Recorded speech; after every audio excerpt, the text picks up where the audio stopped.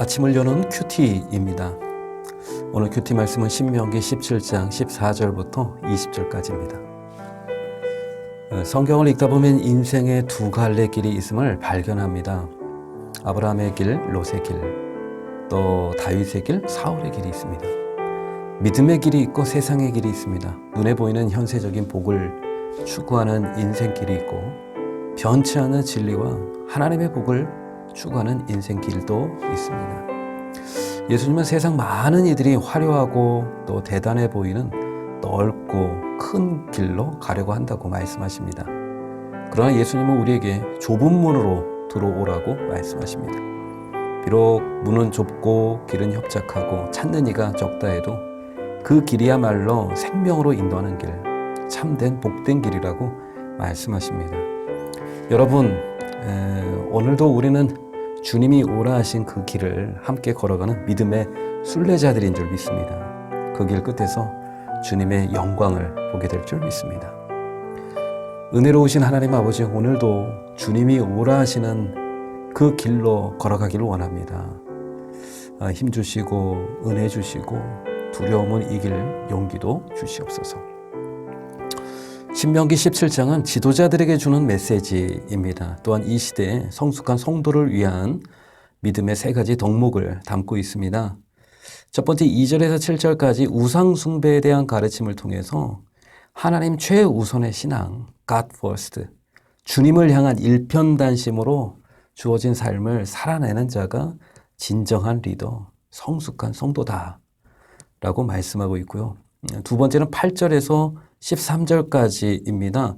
재판 제도에 대한 내용인데요. 만일 성중에 판결하기 어려운 일이 생기거든 사람 외모 보거나 뇌물 받아서 판결을 굳게 할 게 아니라 9절 말씀대로 하나님의 율법에 정통한 제사장이나 재판관에게 찾아가서 물어보라는 겁니다.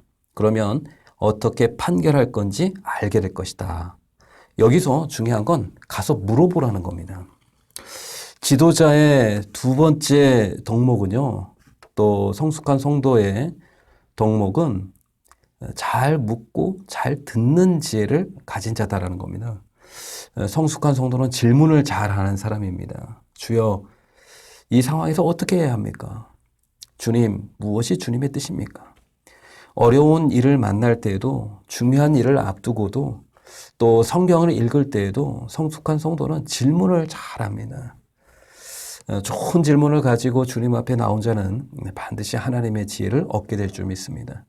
그 하나님의 지혜로 자신과 가정, 공동체를 굳건하게 세워가게 될 줄 믿습니다. 적용 질문 드리겠습니다. 어렵고 힘든 문제였는데 하나님이 주신 지혜로 잘 감당한 경험이 있습니까? 주님의 뜻을 잘 분별하고 성숙한 성도가 되기 위해서 오늘 내가 할 수 있는 최선의 노력은 무엇입니까? 오늘은 세 번째, 왕에게 주는 교훈인데요. 이스라엘 왕으로서 절대 하지 말아야 할 것 세 가지, 그리고 꼭 해야 할 것, 그것을 말씀하고 있습니다. 왕에게 금지한 것이 세 가지인데요. 첫째는 병마를 많이 두지 말라. 전쟁에 쓰일 말을 많이 두지 말라는 것이고, 두 번째는 아내를 많이 두지 말라. 그리고 마지막 세 번째는 은금을 많이 쌓아두지 말라. 이 금지한 게 세 가지입니다. 병마, 아내, 은금. 이 병마는 그 당시 군사력을 의미하고요. 또 아내를 많이 둔다는 것은 정략 결혼을 통해서 외교적 힘을 키우는 거예요. 그리고 은금은 경제력이겠죠. 이 세 가지는 당시 이방 나라, 세상 나라가 부강한 나라가 되기 위한 필수 요소라고 할 수 있겠죠. 그러나 하나님은 이 세 가지를 절대 많이 두지 말라고 말씀하십니다.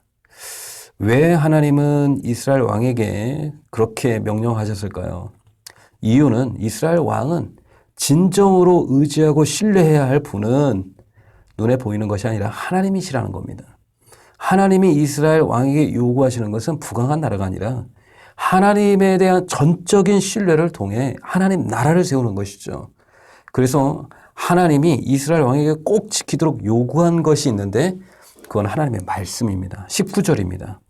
하나님의 율법책을 평생에 자기 옆에 두고 읽어라. 그리고 그것을 지켜 행하라. 하나님은 먼저 이스라엘 왕이 여호와 하나님을 경외하는 자가 되기를 원하신다. 하나님을 두려워하고 하나님을 사랑하는, 하나님을 경외하는 자가 되기를 하나님께서 원하셨다는 것입니다. 적용 질문 드리겠습니다. 나와 하나님과의 관계를 멀어지게 하는 것이 있다면 그것은 무엇이겠습니까? 나는 성숙한 성도로서 하나님을 더욱 신뢰하는 자가 되기 위해서 오늘 더욱 노력해야 할 일은 무엇입니까? 저는 오늘 말씀을 묵상하면서 솔로몬 왕이 문득 떠올랐습니다.